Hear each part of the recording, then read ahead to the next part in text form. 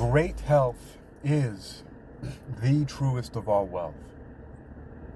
That's the tagline that has been on my 2007 founded website, exercisingyourmind.com, which is actually accessible through research.exercisingyourmind.com, because I've never actually used strictly exercisingyourmind.com proper as a website. Basically, the domain right now is simply pointing to research.exercisingyourmind.com, so you can get to it through exercisingyourmind.com. Same thing with hypnoathletics, which was established in 2006, so 20 years ago, online. It's at eym.hypnoathletics, but if you type in hypnoathletics, you can get to it. But the point is, this is something that I bet on back then and has shown itself, has revealed itself to be quite true. And here's what this is not about. It's not about me saying that, because here's the thing. A lot of people who don't have money or who are poor or broke all the time will have all these justifications for it to help themselves cognitively and emotionally, and say things like, oh, money is not everything, and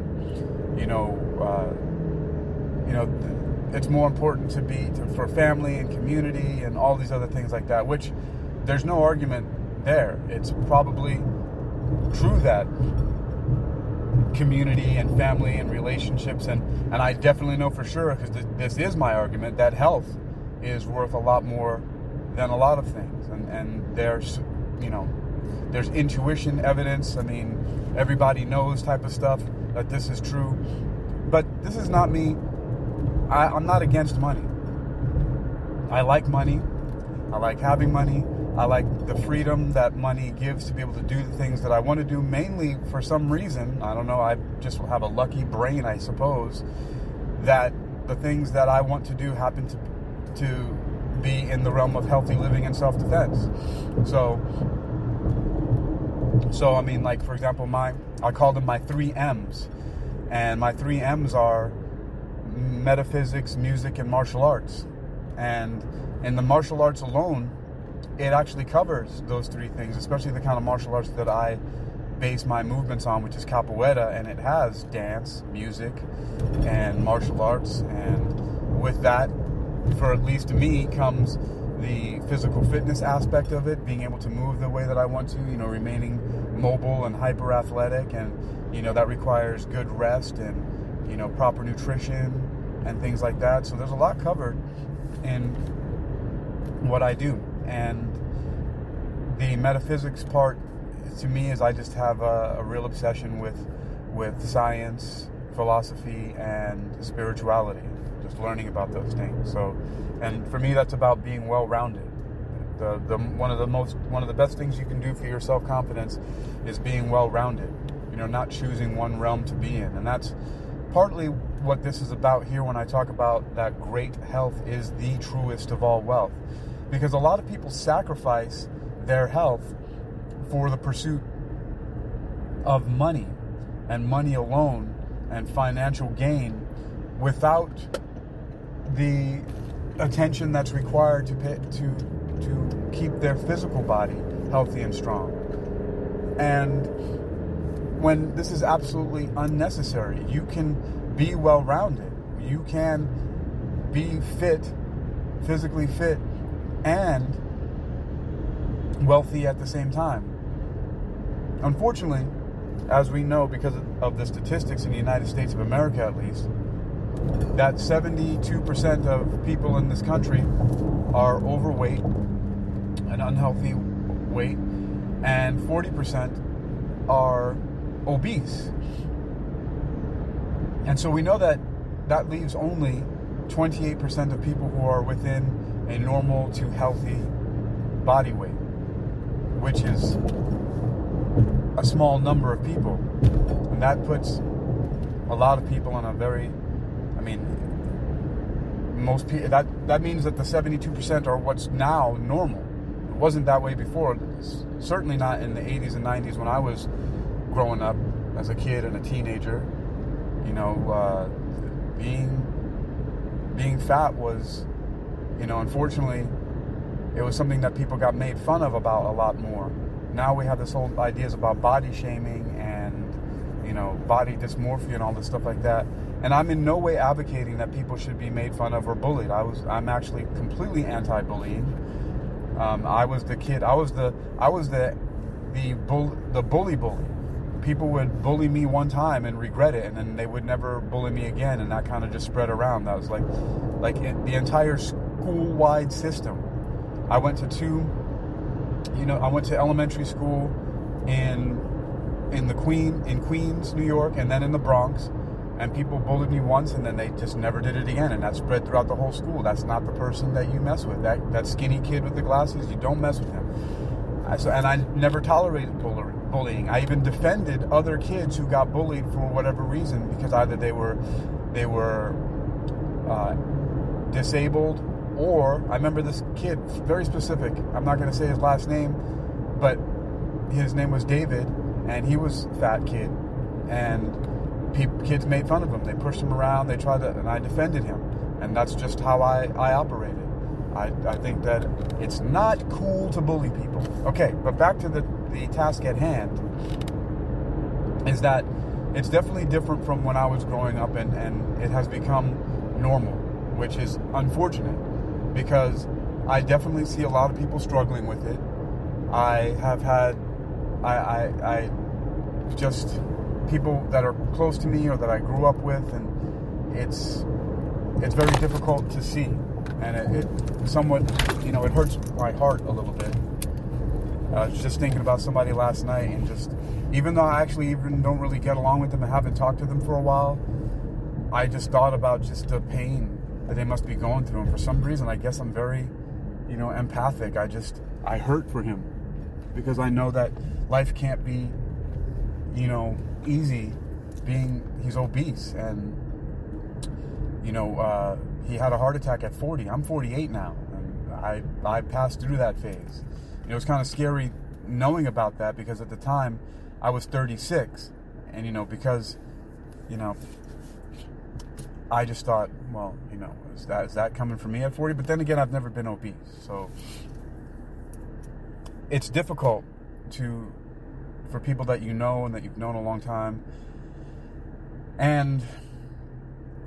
But there is a solution, and it's somewhat simple, but I think that one of the problems we have with maintaining the kind of quality of life that I enjoy, and I'm using that word enjoy very specifically, I enjoy my quality of life because there are a lot of people who suffer from being overweight and obese.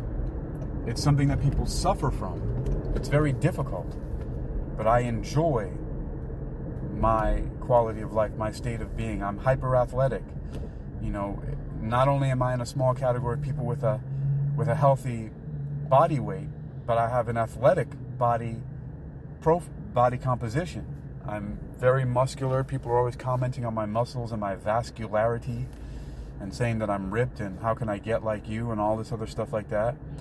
And so not only am I in a category of people who has an athletic build, but it's because I do athletic things.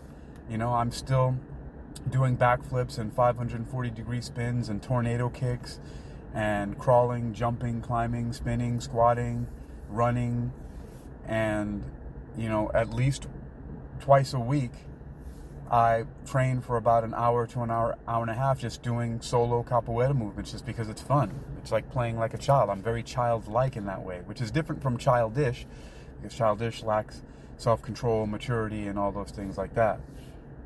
And so, health, you know, great health is the truest of all wealth. And one of the main points here to point that out is that I've worked with wealthy clients, people who've made millions, you know, early on in their life. You know, one of the clients, I remember talking to him about how he made his first million by the time he was 30, and I've seen it with his lifestyle, and another, she, anyway, I've got several clients that I've worked with. I worked in Hollywood, California a lot, and so I not only got to work with, but saw the lifestyles and been to the homes of various different celebrities and worked on things. And even when I started in Florida, working in film and TV, working in music videos and movies and TV shows and things like that, commercials.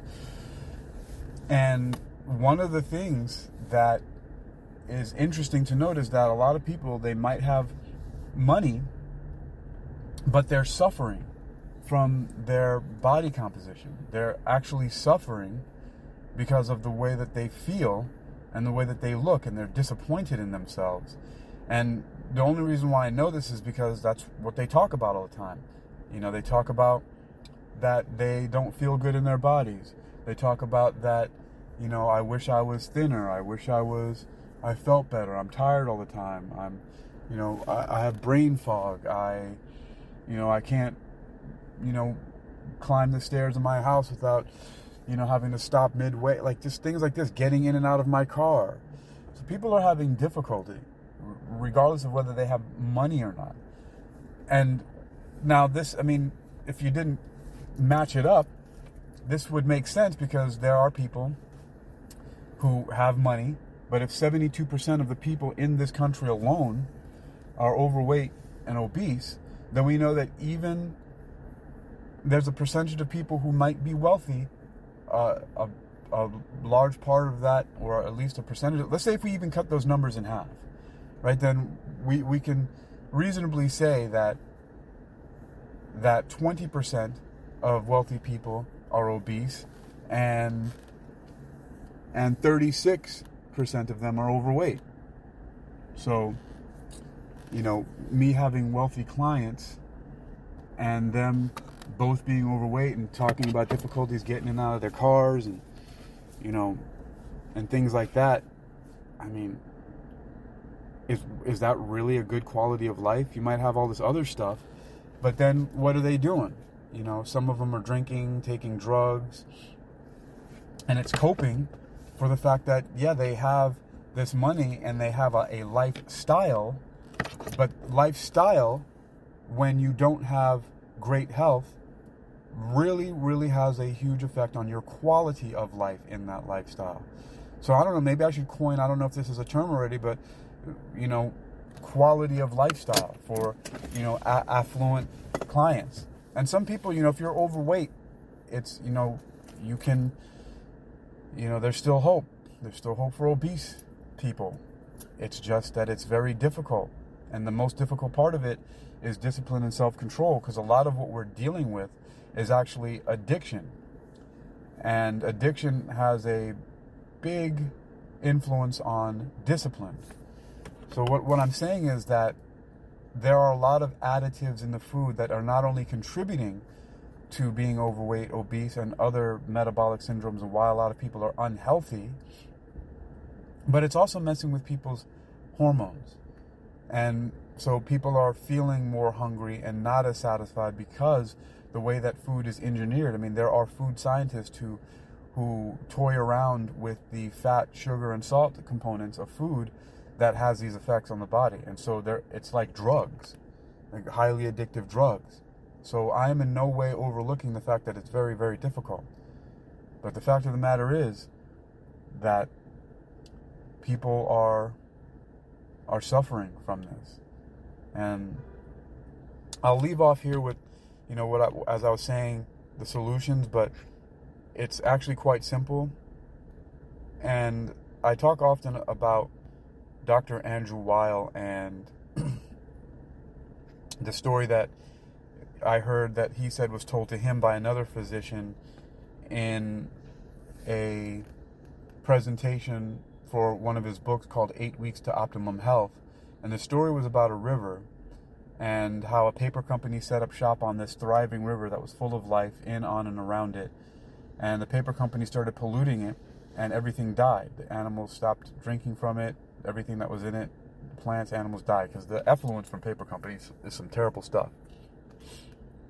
But the paper company packed up, they closed up shop and left for whatever reason, so the pollution stopped. And without any other intervention, the river came back to life. All the plants, animals, and everything just started to thrive again without any other human intervention, except for the fact that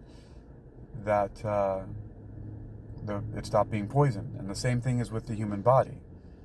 Once you start eating whole foods, meaning foods that you can identify as plants and animals, you can see what it is, and that it doesn't have a bunch of additives and other ingredients in there that you need dictionaries for that you can't pronounce, right? The fact of the matter is, if you feel like you're not smart enough to read the ingredients on there, it's likely not that it has anything to do with your intelligence. It's that these chemicals and things that are being put in the food are alien to the body.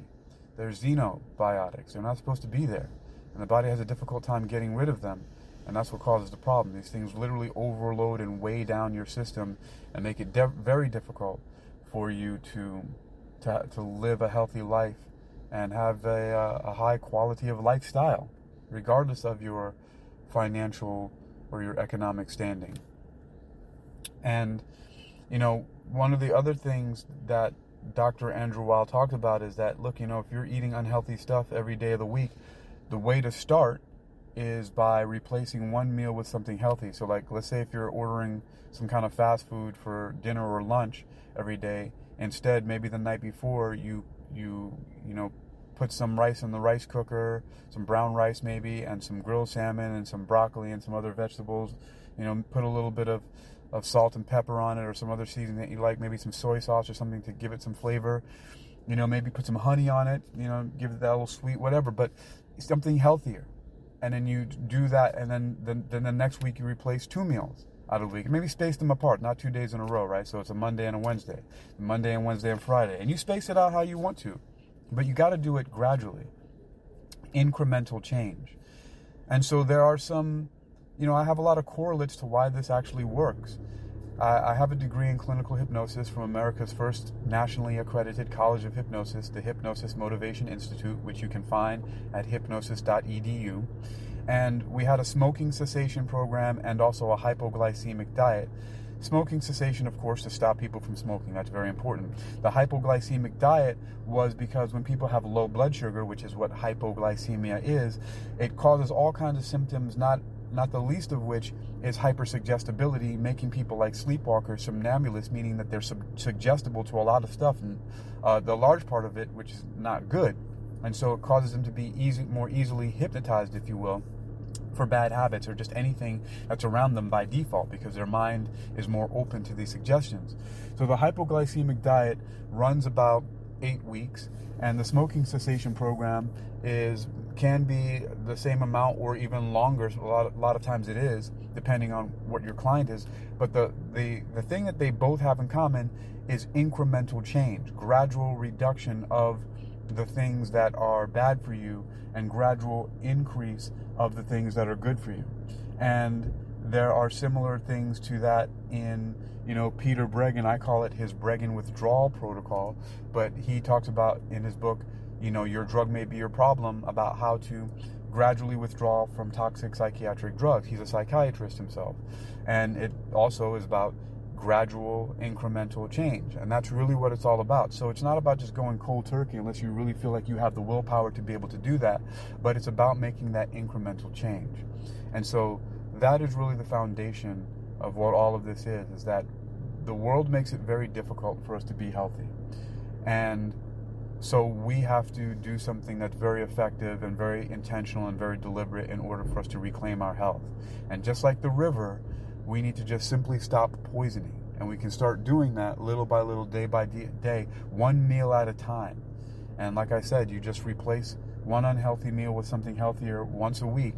And then as time goes along, you do it twice a week, 3 times a week, so on and so forth. So that's the key to making this happen. I am Hakeem Ali-Bocas Alexander.